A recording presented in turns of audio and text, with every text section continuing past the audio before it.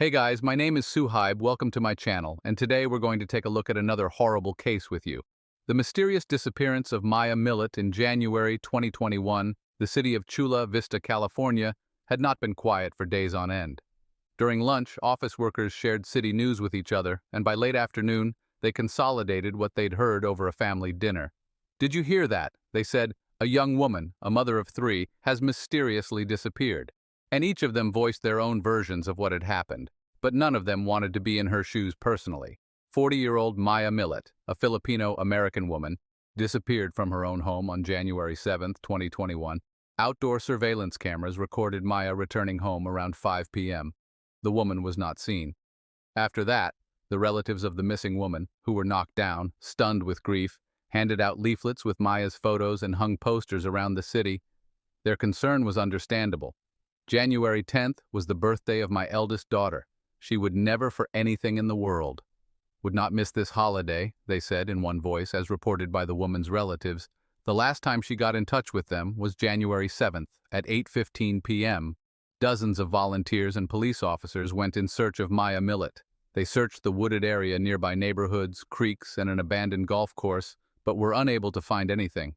Larry Millet himself, the husband of the missing woman, never took part in the search for his wife. Moreover, after some time, he cut off all contact with her relatives. For a long time, the police assumed that Maya, having quarreled with her husband, once again decided to leave him. However, when she left the house, she could have been caught on the neighbor's CCTV camera, so she either did not leave the house, climbed out the window, or left the house in another way. What could be the reason for such strange behavior of a man, Maya, standing out among the others with her unusual beauty? Probably had a lot of admirers and maybe even more than one affair on the side. It is quite possible, without informing anyone, having lost her former feelings for her husband, she ran away from him, and not alone. Maybe that's why he was angry and didn't take action. Larry claimed, "I thought she was still alive because she voluntarily left our home at least twice in 2020 without saying goodbye to me or our 3 children. We prayed for her safety and well-being. God gave Publico and Noema Tabalanza 6 children. Maya was born as the 5th, since it was in May that the girl was born. Her parents gave her the name May. She succeeded everywhere. The purposeful character of the girl helped her in this, thus being in elementary school. She was in the top 5 students of her class. After the immigration of the family in March 1995 in the city of Honolulu, located in Hawaii, the girl entered the high school Retford, and there she began to show herself. She actively participated in various school and extracurricular activities, especially emphasizing the drama club and dance lessons. After graduating from high school with honors at the age of 17, Maya got a job at McDonald's, where she met her future husband, Larry Millet. A relationship developed between them. When Maya turned 19 years old, they got married at the same time. The girl entered the University of Hawaii at Manoa, a land-grant state research university. Life was boiling for the young people while Maya was studying at the university. Her husband, Larry, was training in the Navy in Virginia.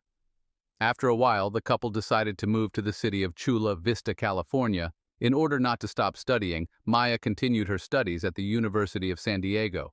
After graduating with honors, she took a job with the U.S. Navy as a civilian contract specialist. "Where are those strange noises coming from?" Maya thought. "Am I going crazy already? And are they unreal?" The phrase is, "I love you." "Love me" echoed through the house, slightly audible day and night. They kept the young woman awake, haunting her in different places in the house. Maya's family didn't stop looking.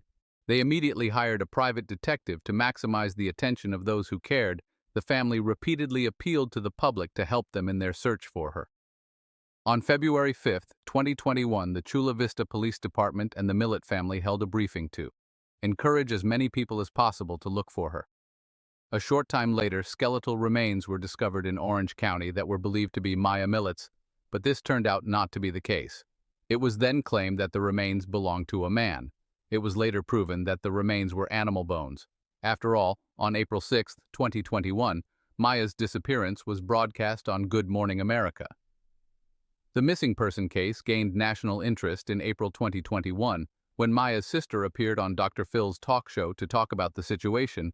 Maya took all matters particularly seriously, despite the fact that she came from a large family and loved children very much. She was in no hurry to have them. She didn't want to give birth until she and Larry had a steady, stable, high income. That's the American dream. After all, they had to provide their children with the best future imaginable. To make it happen, they had to work very hard and diligently. The right moment came in 2010. Then Maya and Larry had a daughter, Lara, in the wake of her. A year later, another daughter, Melanie, was born. And in 2016, the heir son, Lazarus Tristan. Maya was a great mother. She devoted all her free time to her children, giving all of herself. She attended all their school events, traveled with them in her SUV. There are some women whose children become the center of their universe, wise, indulgent, caring. Maya was one of those women. By the end of 2020, the couple's relationship had become strained. Larry assumed that Maya had a lover her husband's jealousy knew no bounds, and if before she put up with these attacks, now she could barely tolerate it. Later, the DA's office would report that Maya had warned of Larry's capacity for anger just 2 days before his disappearance. Police said Maya texted a friend to end the marriage. "I told him I'm filing for divorce whether he likes it or not." She claimed, "I'm no longer trying to make peace for the sake of the kids."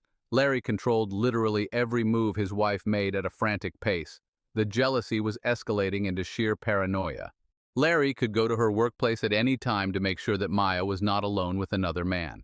Larry was also pissed off by the fact that there were plenty of men on his wife's team. Larry once had the audacity to send an email to Maya's former boss, Derek Sopp, requesting that a male colleague be transferred to another division. He followed her practically around the clock, even got the kids involved in their squabbles. Larry once hid a child's cell phone in his spouse's car to track her movements. It got to the point where Larry was getting violent. He almost strangled Maya once the couple separated, but not for long. In early 2020, Maya moved in with her brother, but rekindled her relationship with Larry after about 6 weeks. On August 12, 2020, Maya texted her brother Junior. "He never lets me be alone. He checks all my emails, messages, messengers, Facebook posts. He even checks my app on Venmo." And then what happens? He just tightens the reins harder. Although Larry wasn't initially a suspect, police have taken a keen interest in his identity. Investigators contacted Maya's relatives, who said that shortly before the disappearance, the couple had gone camping and spent the entire time they were there fighting. Maya returned from the camping trip and told her family that if anything happened to her, Larry would be involved. According to the case file, Maya's friend told police that Maya made a different statement in December 2020. "I don't think he would hurt me, but I think he would hurt the kids to get back at me." Prosecutors say the mother of 3 did not explain further what she meant. At the time, when we fall in love, for better or worse, we see the object of our adoration exclusively in a rosy light. Often, we project our character traits and attitude to life onto our partner without noticing the red flags, so-called in psychology behavior, that may indicate the presence of an underlying problem or a potential threat to the well-being of the partner. Relationship abusers, manipulators, narcissists, aggressors, we justify them with deficiencies of upbringing, stress, but we should look deeper. Apparently, the nature is so laid down that families were created mostly in youth when the whole world is presented in rose-colored glasses, so to speak, for a great, sometimes blind love, so that the human race did not stop, and after a while, having gained the necessary life experience, we see in a partner what was so carefully hidden from us at first glance. We think about re-educating, smoothing out all the sharp edges to reconcile finally. But no, you can't change a grown man. It remains only not to give an outlet for his negative traits. This is the case with jealousy. If a person has certain traumatic events, paranoia is not far away. Returning to the sounds that Maya heard, one might guess that the woman had developed hallucinations amidst the stress of her family's troubles, but that was not the case. The situation took an unexpected turn. Maya remained sane, which is not the case with Larry. A police detective named Lorenzo Ruiz told the public the story of Larry's internet search, releasing screenshots of queries that included subconscious wife training and subconsciously training your wife to give pleasure, unable to reach an amicable agreement. Larry began to influence Maya's subconscious mind by installing certain devices around the house that made this sound. Larry's cunning ruse was discovered by Maya. According to Matthew Grinley, an investigator with the San Diego County District Attorney's Office, in late 2020, Maya sent messages to Larry demanding that he stop playing such audio messages that negatively affect a person's mental health. This is a kind of influence that programs a person to perform certain actions. Maya heard these sounds every day. Maya's sister-in-law named Genesis. Tabalanza later told investigators that Larry himself had independently recorded all these words and even confessed to Genesis about it. Who could have inspired Larry to do such a thing? Maybe the specifics of the job and the training he received during his service gave him the idea. The answer will shock many. The investigation found that between September 2020 and the time of Maya's disappearance, Larry sent more than 1,000 messages to various spellcasters and psychics. He purchased about 70 spell charms from them, spending more than $1,000 during a search of the home. Police officers found a book titled Magical Love Spells. Larry was sending messages to similar witches and warlocks one time a day, for sure. He asked for a spell to make Maya suffer some kind of physical injury that would make her unable to move around on her own, maybe become disabled in general, to be completely dependent on her husband. Larry thought that seeing his concern at such a time, and the fact that he had not abandoned her in her hour of need, Maya would appreciate his feelings for her. After all, he is such a good man. Here's what he wrote in his messages. I would like a strong spell to bind my wife Maya Millet to me forever, to make her love me unconditionally as I love her. I hope you are able to cast a spell to cause bodily harm or maim, but not to kill. Looking at everything that was happening, at how Larry was gradually losing his mind, Maya was finally convinced of her intentions. In December 2020, Maya decided to divorce her husband. Every event in life, like actions, has an initial mechanism, a so-called trigger. Police believe that Larry's desperation to lose his beloved continued to grow by the day on January 7th, the day authorities believe Maya contacted a divorce attorney. He was frantically trying to overturn my spouse's decision to file for divorce. I'm shaking inside, ready to snap. He wrote to one of the spellers earlier in the day. Maya called a divorce lawyer. By the way, attorneys also reported that Maya strategized how she would serve Larry with divorce papers. Because she was concerned about his reaction, she considered going somewhere else and then suing him, and even made a contingency plan to stay in a friend's vacant apartment. But Maya didn't want to leave her children behind. Prosecutors reported she did not want the children to be with the defendant when he found out she was seeking a divorce. Perhaps Larry's extreme behavior, triggered by jealousy of his spouse, can also be blamed on mental health issues the man had but had been dormant for a long time. Or maybe he always behaved differently than other people. Just Maya and Larry did not put out of the trash. Larry's behavior was becoming more and more like that of a psychopath. Larry has a truly horrible temper. Maya wrote in a text message in June, according to the case file in his own home, he created a small altar in the center of which he placed a joint photo with his spouse. Larry smeared the photo with his own blood and placed 4 candles around the edges. On January 23rd, police officers obtained a search warrant for the Millet family home. They found 16 firearms in the home that belonged to Larry. It was determined that 2 of the guns were in his possession illegally. 4 of the guns for which Larry had a license were missing. When asked by police officers where the weapons had disappeared, the man explained that he had loaned them to his friend and uncle in May 2021. Larry received a restraining order for the weapons, after which he had to surrender them to the authorities. This was justified by the fact that police found pick of Larry's young son surrounded by guns in the house. It was possible that the children had access to it. So fearing for the possibility of them hurting themselves, the court ordered the order the day after Maya's disappearance. At approximately 6:45 a.m., a neighbor's surveillance camera captured the Millet family's black SUV, a Lexus GX 460 driven by Larry. The man returned home at approximately 6 p.m. where he had been all this time. Is not known. Another suspicious moment. The car was originally parked in such a way that the back of it was not in view of the neighbor's security cameras. As we remember from the beginning of this story, Maya's family was planning a birthday party for her oldest daughter on January 10, 2021, so when Maya stopped answering calls and texts, one of her siblings traveled to Chula Vista to make sure everything was okay. When Maya's brother met with Larry, the latter told him that his wife had gone to one of her rooms the night before, after their argument, locked herself in it, and was not talking to anyone. In the morning, Larry took his son to Solana Beach, a coastal town in San Diego County, and when he returned, Maya was still in the locked bedroom on the 2nd floor. On January 9th, Larry again told Maya's relatives the same story about the locked room, but no one believed him. The relatives demanded that Larry grant them access. When Maya's family entered the room, it was empty. Maya was nowhere to be found in the house. However, her car was parked outside the house. Only her credit card and driver's license were missing. After that, around midnight, Maya's older sister Chris filed a missing persons report with the police. It wasn't until January 15th, after his spouse missed his oldest daughter's 11th birthday, that Larry Millet said he was concerned about his wife's fate. In addition, on January 8th, the day after Maya disappeared, Larry did not text any of the psychics. And on January 9th, according to prosecutors, he asked a witch to lift all spells on Maya and cast spells on a man he believed Maya was having an affair with. It is clear that Maya was unlikely to have left her house. Otherwise, the security camera would have recorded it. On that unfortunate day, another strange thing happened. Larry and Maya's children were playing in the yard at about 10 p.m. This event did not go unnoticed by a neighbor of the Millet family. He was surprised by it since it was late and cold outside at 9:57 p.m. The neighbor's surveillance camera captured the sound of 9 loud bangs. Police speculated that they may well have been gunshots. After audio analysis of the video, police were unable to understand the nature of the sounds.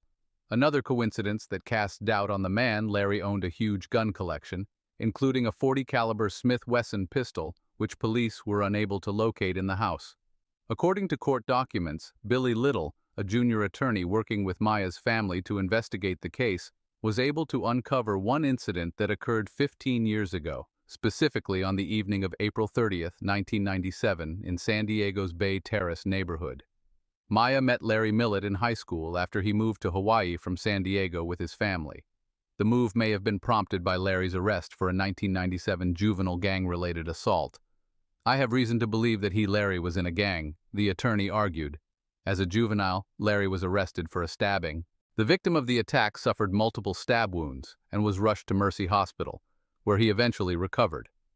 As a rule, criminal records often find their echoes in adulthood. In an interview in January 2021, Larry admitted that he did have an argument with Maya in 2020 as of February 3, 2021. Larry stopped cooperating with the police on July 22nd. Larry was officially named a suspect. Investigators assumed that the 41-year-old man killed his wife on the night of January 7th, ate, and then disposed of her body. In interviews, Larry told the same story that Maya's relatives had heard about the argument and the room his wife had locked herself in by a strange coincidence. His phone was turned off for about 11 hours on January 8th. Larry didn't show up for work that same day, and no one reliably knew exactly what he was doing. It was impossible to track his whereabouts. Too bad, the neighbor's video surveillance camera is a mute witness to the events that unfolded and can't talk. The camera shows Larry driving his car up to the garage in such a way that the rear of the car is not in the frame. Larry may well have known which part the camera was capturing and positioned the car in a convenient manner. During this time, he could safely carry my body through the garage and then loading it into the trunk drive away to dispose of it. Following his arrest, the man remained in custody and was held without bail. On October 19, 2021, Larry Millet was arrested for the murder of his wife, Maya, based on circumstantial evidence, and the children were given legal custody to his parents to prevent further emotional trauma. The court barred Larry from having contact with his children, but the man violated that injunction more than once. He called his relatives, who gave him the opportunity to talk on the phone with his children. In total, he made more than 100 phone calls and talked to his children for more than 9 hours, according to prosecutors. During some of the calls, Larry made disparaging comments about Maya's family or asked for news headlines to be read to him. He asked an 11-year-old girl to have her and her 10-year-old sister watch a movie called Shot Caller, an R-rated movie that contains a warning, said Deputy District Attorney Christy Bowles. Essentially, it's a story about a businessman who goes to jail. Larry suggested that children watch it to see what kind of environment he was in. As a result of the court, Larry was stripped of all phone calls, except for calling his attorney.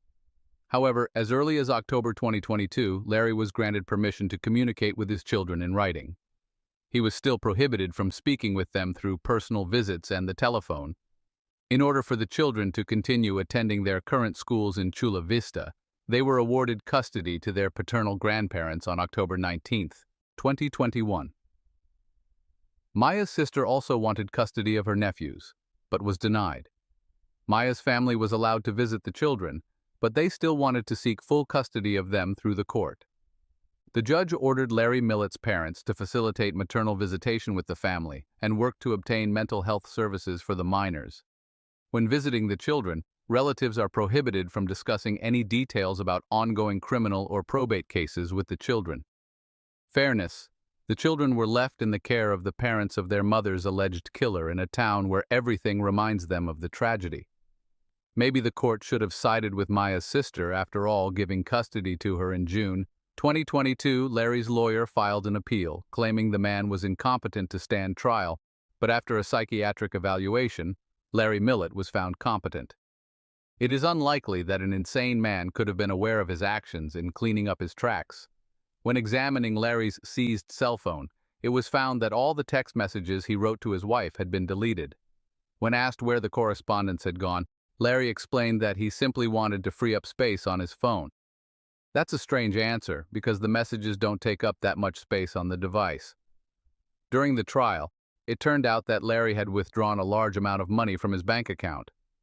Perhaps with the money in hand, Larry was making plans to escape, or maybe he just wanted to move to another city, starting a new life with his children, charged with murdering his wife and illegal possession of weapons.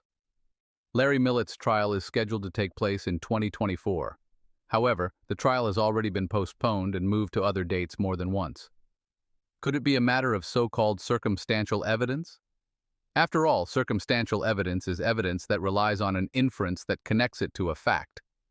For example, fingerprints at a crime scene, direct evidence in turn, supports the truth of a statement directly, that is, without the need for any additional evidence or inference. It is easy to get confused without the necessary legal skills and experience. In any case, the situation is unfolding before our eyes. Picking up its pace, one thing is constant and tragic. The once prosperous, at least in appearance, family is destroyed. The mother has disappeared and is apparently dead. The father is in prison and apparently the perpetrator of the atrocity. The 3 children are left without parental love, 3 innocent souls, traumatized for life, left to live in a society that will remind them of what happened many times over, whether in reproach or out of pity, grieving the wound. Thanks for watching, guys. Subscribe to the channel and also don't forget to click the bell. There are many shocking stories ahead you.